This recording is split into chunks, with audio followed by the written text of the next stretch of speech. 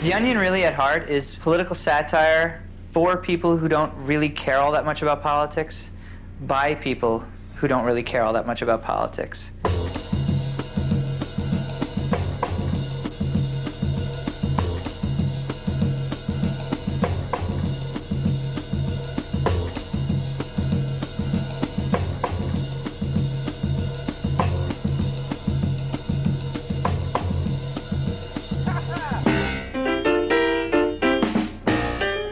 Started in 1988 in Madison, Wisconsin. It's a satirical newspaper, news parody. It comes out weekly in 5 cities right now, but the majority of our readers are on the web. The Onion has always been sort of an outsider voice. There really are no taboo subjects here. Some people kind of hate what we do, think it's really offensive. Can't understand how anyone could make a joke about cancer or suicide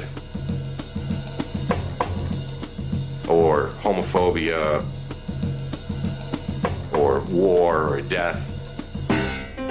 We respectfully disagree with them because we have always felt that humor is a way to make a point. I'd say the core quality that an Onion headline would have to be funny is to be honest. It has to reflect something real about the world that people universally recognize but haven't really thought about.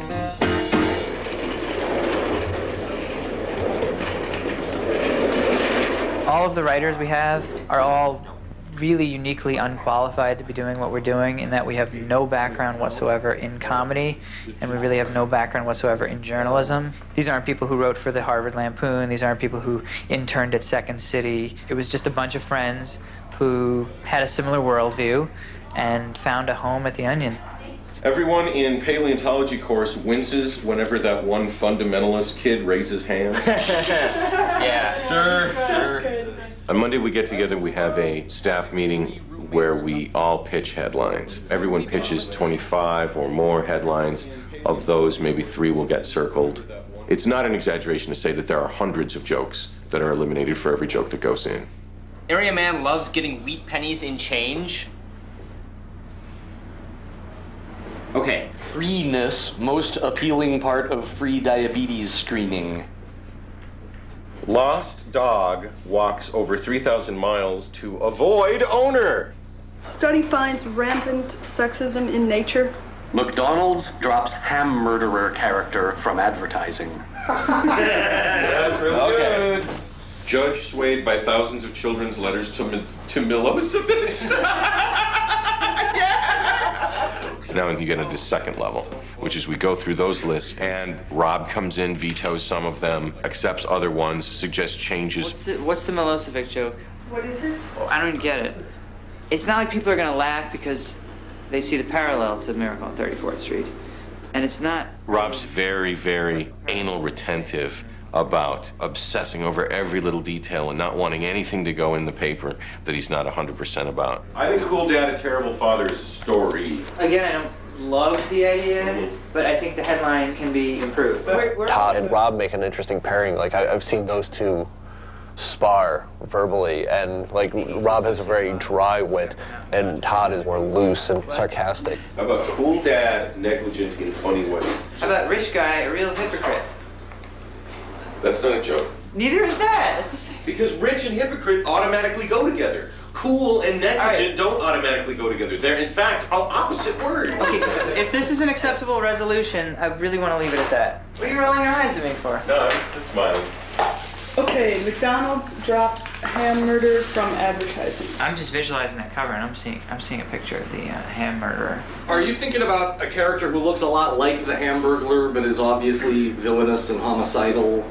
That was my thought. Because, I mean, we're getting into copyright matters there. I know. We're not, because if it's got at least one major difference, it's not illegal. Okay.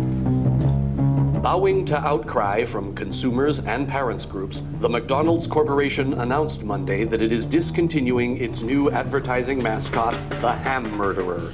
a mischievous, homicidal imp who kills McDonaldland characters and takes their sandwiches. Hi, Rob. This is Ken. I'm reading the paper. It's funny. And the only thing I can see a potential problem with is the McDonald's article with the hamburger murderer, where you talk about the greatest.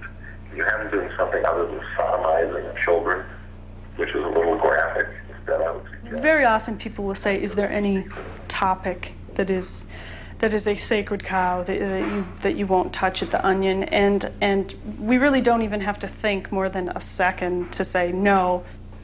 The Attack on America issue, there was an issue that I didn't want to do, that I thought it was a big mistake to do. I thought that we would be run out of New York, if not the nation, by a torch-wielding mob for even trying to find humor of any sort on this. And Rob thought otherwise, and he was right. However, it's not like anything is acceptable. It really has to do with whether or not it is actually offensive or whether you're making a point and having something to say.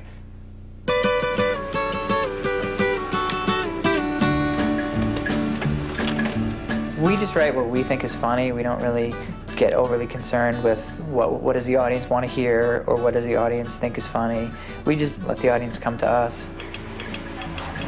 We're like a real newspaper in that we strive to be truthful, and when we're doing our jobs really well, we really feel like we're getting more to the heart of an issue than a real newspaper does or can. How can you not? It's a little company, it's a modest little operation that we do. We're just kind of a bunch of, you know, misfits that kind of got thrown together, found each other.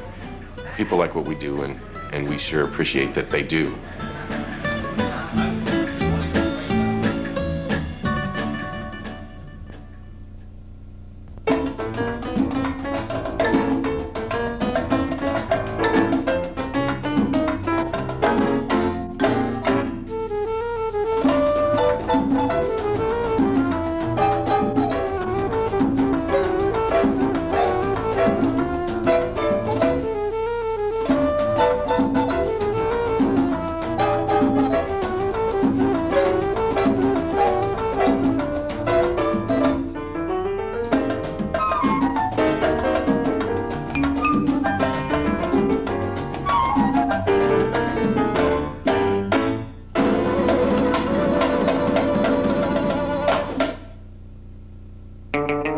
The Ed site picks up where the show leaves off. Meet the artists uncut. Get cool tips on how to make art. See and do in your own neighborhood. Speak out on big issues facing the arts.